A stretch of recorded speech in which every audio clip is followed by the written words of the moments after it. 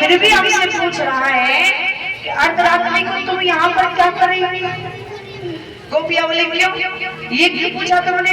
भगवान बोले मैं तो यहाँ बारे पूछ रहे हूँ, अरे इतनी रात को तुमको तुम्हें अपने पति की सेवा करनी चाहिए और तुम रात में वृंदावन के यमुना किनारे घूम रही हो।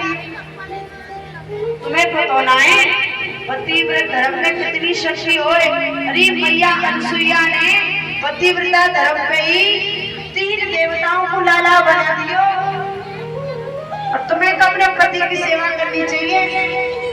गोपियां बोली कन्हैया जितनी कथाएं तो आपको सुना रहा है ना, ऐसी कथा हमको भी बहुत आ गई। भगवान बोला अच्छा तुम्हें भी आ गए, हमें भी सुना दो कोई कथा।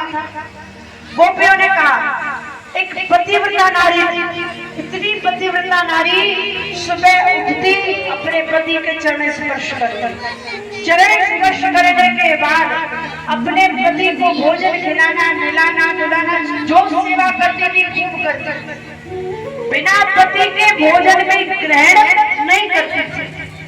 एक दिन क्या हुआ, घर में से धन खत्म हो गया, तो पति ने कहा मुझे धन कमाने के लिए बाहर जाना पड़ेगा। गोपी ने कहा आप चले जाएंगे तो मैं सेवा किसकी करूंगी, बिना आपके मैं भोजन भी ग्रहण नहीं करती। तो पति ने कहा जब तक मैं नहीं आ जाता तब तक तुम एक माटी का पुतला दे जा रहा हूं, उसको अपना पति समझ करके सेवा कर। गोपी ने कहा ठीक है। पति चला गया, अब गोपी उस माटी के पुतले को अपना पति समझ करके सेवा कर रही है। जब समय बीता तो द्वार बंद करके गोपी अपने माटी के पुतले का जो पति है उसकी सेवा कर रही थी, पूजा कर रही थी। इतने में ही उसका पति द्वार पर आ गया। अब उसने सोचा कि पूजा आधी हुई है, अभी भी पूरी नहीं हुई, पूजा अधूरी छोड़ती हूँ तो भी मेरा पति धर्म जाता है। तो गोपियों ने कहा कन्हैया बता उस गोपी को कहा करना चाहिए। तब भगवान ने कहा ये भी कोई पूछने की बात है, अरे जब पति नहीं था तो मजबूरी थी माटी के पुतले की सेवा करना, और जब असली पति आ गए हो तो द्वार खोल और जो बाकी की पूजा बच्चे वो अपने पति की कर ले। गोपियों ने कहा हो गया हमारा ऐसा, अरे आज तक हम जिनकी सेवा कर रहे सब माटी के तो पुतले हैं, और आज जब हमें अपना असली पति परमात्मा प्राप्त हुआ, तुम हो एक अगोचर सबके प्राण पति, किस विध मिलूं दया में तुमको मैं कुमति, ओम जय जगदीश हरे।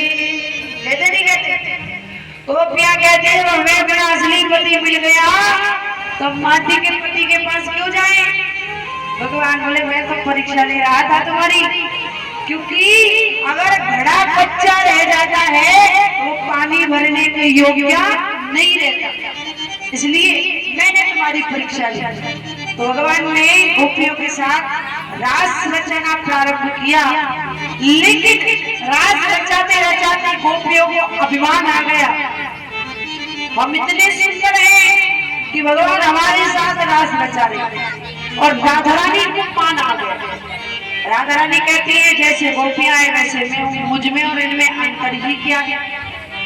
जो सबको समान समझे वो मान है, और जो खुद को सर्वश्रेष्ठ समझे वो अभिमान है। जैसे कहा भगवान अभिमान के स्थान पर कभी रुकते नहीं, तुरंत राधा रानी को लेकर के भगवान वहां से अंतर्ध्यान हो गए। अब गोपियां रोने लगी, रुदन करने लगी, भगवान को पुकारने लगी, जय तेरिकम जन्मना व्रजा, हे प्रभु कृपा करो हमसे बहुत बड़ा अपराध हो गया है। राधा रानी ने कहा कि अगर मैं कन्हैया के साथ चली गई तो गोपियों को कभी भी भगवान मिलने वाले नहीं है। तो क्या किया, राधा रानी ने कहा कन्हैया मेरे पामों में बड़ा दर्द है रहे हो, मुंह पे नहीं चलो जा रहे आगे।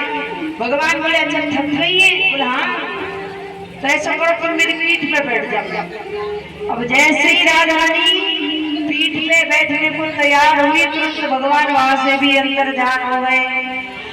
गोपियों के पास राधा रानी आई है, गोपियों ने मिलकर के रोते रोते गोपी गीत को गाया है और बड़ा सुंदर भाग है।